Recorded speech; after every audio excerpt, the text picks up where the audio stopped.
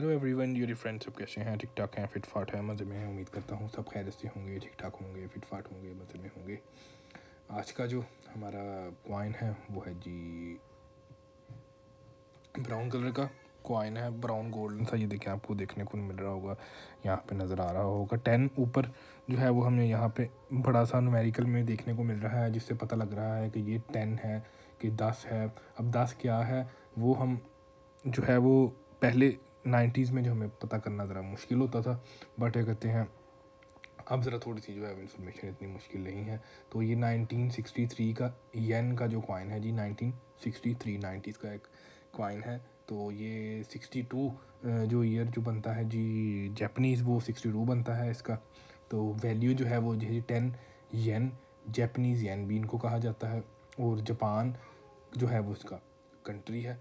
और brown golden सा जो है वो इसका हमें यहाँ पे कलर देखने को मिल रहा है। साइड पे सर्कल है, उसके अंदर एक आउटलाइन सी हमें मिल रही है, जैसे जो इस तरह फील हो रहा है कि कॉइन के अंदर जो है वो कॉइन है, सर्कल है। ये देखें, इसको थोड़ा जूम करते चलें, आप देखें, ये सर्कल लाइन बड़ी ज़बरदस्त लग रही है, एक डिफरेंट जो है वो लुक देखने को मिल रही है। ये देखें 10 यहाँ पे जनाब लिखा हुआ है, तो जिससे पता लग सकता है या पता लग रहा है कि ये 10 येन है।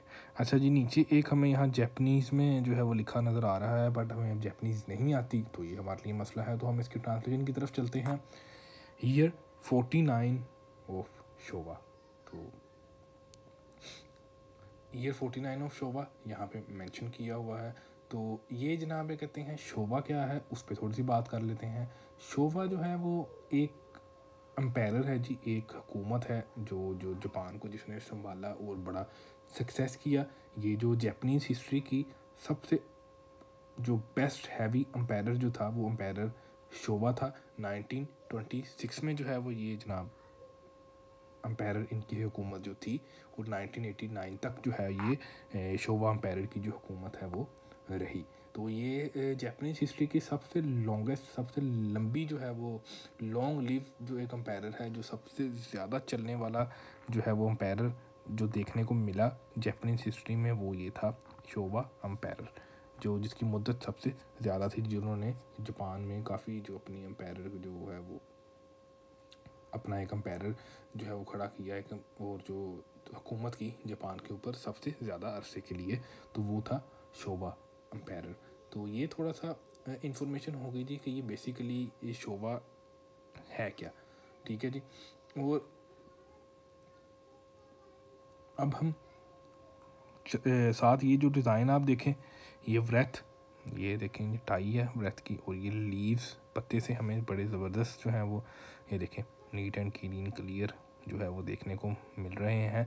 एक हाफ राउंड स्टाइल में एज में, तो बड़ा खूबसूरत सा एक जो लुक है वो हमें यहाँ पर देखने को मिल रहा है, एक शोवा एम्पायर। और एक बड़ी ज़बरदस्त सी जो चीज़ें हैं, जो इन्फॉर्मेशन हमें यहाँ पर देखने को मिली, बड़ी मज़े की। तो दूसरी साइड पर चलते हैं और देखते हैं हमें क्या देखने को मिलता है। ये देखें जी, यहाँ पे दूसरी साइड पे भी बड़ा कुछ इंटरेस्टिंग सी जो हमें यहाँ पे डिज़ाइनिंग सी और एक बड़ा बिल्डिंग टाइप सी जो है कोई प्लेस है, वो हमें यहाँ पर देखने को मिल रही है, जो बड़ी खूबसूरत जो है वो लग रही है। तो डिज़ाइन की तरफ चलते हैं जी। देखें, वैसे ही फ्रंट की तरह राउंड है, सर्कल है, फिर उसके अंदर एक आउटलाइन सी है सर्कल की, जो बड़ी ज़बरदस्त लग रही है। ये वाला डिज़ाइन जो बड़ा प्यारा है, ये थोड़ा और जूम करते हैं। ये देखें, ये जो बैक साइड पे जो हमें पॉइंट जो नज़र आ रहा है, ये लाइन वर्क वो बड़ा कमाल का, बड़ा ज़बरदस्त है। ये ऊपर भी थोड़ा सा जो है वो नज़र आ रहा है लाइन वर्क, तो ये डिफरेंट तरह थोड़ा सा लुक जो है वो दे रहा है। ये देखें, ये बड़ा खूबसूरत कमाल की जो है वो ये लुक मुझे यहाँ पे देखने को लगी, बड़ी मज़ेदार नज़र आ रही है। तो चलते हैं जी इसकी जो है वो लैंग्वेज की तरफ, कि जापानीज़ में ये ऊपर जो है वो जो इसकी ट्रांसलेशन बनती है जी, वो स्टेट ऑफ जापान जो है वो ऊपर लिखा गया है, क्योंकि ये कॉइन जापान का कॉइन है, तो ऊपर स्टेट ऑफ जापान जो है वो जापानीज़ में इसको लिखा गया है। नीचे चलें जी, नीचे ये 10 येन, 10 जो है वो इस तरह लिखा जाता है जी, और ये येन जो है वो न्यूमेरिकल उनका कुछ यूँ है। तो हर किसी की जो लैंग्वेज है उसके अपने हिसाब से जो न्यूमेरिकल वगैरह होते हैं वो यहाँ पे हमें देखने को मिलते हैं या नज़र आते हैं। तो ये 10 येन जो हो गया जी, वो ये इस तरह जो लिखा है, जो उसकी ट्रांसलेशन बनती है, तो बेसिकली ये 10 येन है। तो इस तरह अगर कोरियन जापानीज़ नहीं आती तो हम जो है वो फिर कैसे उसको करते 90s में, क्योंकि 90s का ही कॉइन है तो फिर थोड़ी सी मुश्किल हो जाती थी, क्योंकि तब इतना जो है नेट फास्ट नहीं था, मोबाइल पे नेट नहीं था, तो हमें जो है वो उसको चेक करना बड़ा जो है वो हमारे लिए, या इन्फॉर्मेशन करना कलेक्ट करना बड़ी मुश्किल होती होगी। तो अब तो इन्फॉर्मेशन कलेक्ट करना इतना कोई जो मसला नहीं है, कोई इशू नहीं है। अच्छा जी, अब चलें ये देखें, हमें यहाँ पे जो है वो ये यहाँ पे जो डिज़ाइन देखने को मिल रहा है बड़ा मज़े का, एक बिल्डिंग जो है वो हमें यहाँ पे देखने को मिलेगा। बेसिकली ये टेंपल है, होडू टेंपल, ब्योडू इन। तो फोनिक्स हॉल के नाम से ये जो टेंपल है जाना जाता है, ब्योडू इन होडो के नाम से भी जाना जाता है। बेसिकली जो इसको फोनिक्स हॉल जो है वो इसको कहते हैं। तो ये बुद्धिस्ट टेंपल है जी यूजी जापान में। तो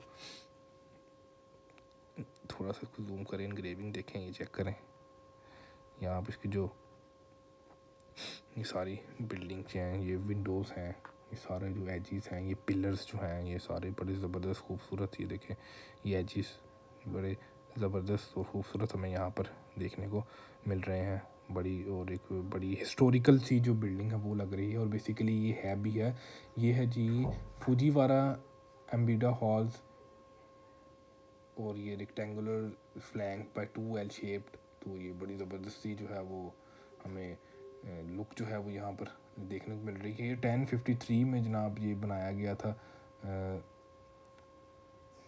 ये जो बिल्डिंग है ये एग्जांपल है जी ग्लोरियस फुजीवारा रीजेंट पीरियड की।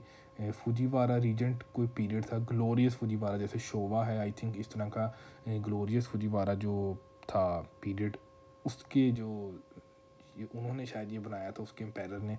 तो ये तब से जो है वो चली आ रही है। One of the most important cultural asset है जी ये जापान का सबसे जो इम्पोर्टेंट जो कल्चर जो हिस्ट्री को जो शो करता है, जो नॉमिनेट करता है, उनमें से एक एसेट है ये पुराना सबसे। तो इसलिए जो है इसको यहाँ पे इनग्रेव किया गया है, जो कि जापान को जो है वो यहाँ पे नॉमिनेट कर रहा है।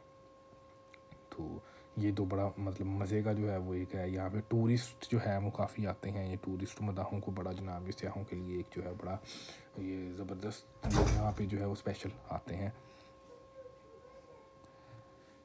तो ये था जी हमारा बैक साइड, दूसरी साइड जो है वो क्वाइन की। उम्मीद करता हूँ आपको पसंद आई होगी। अब हमेशा की तरह से अब चलते हैं जी कि सेंटर में जो है वो रीडिड है, ये कि प्लेन है। ये देखें जी, यहाँ पे तो हमें ये प्लेन ही जो है वो देखने को मिल रहा है, प्लेन ही हमें देखने को मिल रहा है। ये देखें, ये देखें, ये देखें, प्लेन, कोई रीडिड नहीं है, प्लेन है ये देखें। तो कुछ कॉइन्स जो होते हैं वो रीडिड देखने को मिलते हैं, कुछ कॉइन्स जो हैं वो प्लेन है। तो ये डोंट नो कि इसकी क्या हिस्ट्री है, कि मुश्किल होता है रीडिड करना या नहीं। तो ये है यहाँ पे हमें प्लेन जो है वो बनाने आसान है कि रीडिड बनाने आसान है। तो इसकी भी इंफॉर्मेशन कभी लेंगे। तो ये हो गया जी आज का हमारा जापान का ओल्ड और मज़ेदार सा हिस्टोरिकल एक कॉइन। उम्मीद करता हूँ कि आपको पसंद आया होगा। अगर आपके पास भी ऐसे कॉइन्स हैं तो लाजमी जो है वो कमेंट बॉक्स में बताया करें, हमसे शेयर किया करें। आपके लिए हम जो है वो नए पुराने जितने भी हमारे पास कलेक्शन है वो लेके आते रहेंगे और आपके लिए वीडियोस बनाते रहेंगे, स्पेशली फॉर कॉइन लवर्स जो कॉइन कलेक्ट करते हैं या कॉइन करेंसी कलेक्शन का, कॉइन कलेक्ट का शौक़ रखते हैं। तो ये स्पेशल कॉइन उनके लिए और स्पेशल वीडियोस उनके लिए ये जो बनाई है। और जो ऊपर हमें जो भी इंफॉर्मेशन जो देखने को मिलती है, बड़ी कुछ बातें नहीं पता चलती हैं। तो अपना ख्याल रखें, दुआओं में याद रखें ताकि नेक्स्ट वन के साथ मुलाकात हो। टेक केयर, अल्लाह हाफिज़।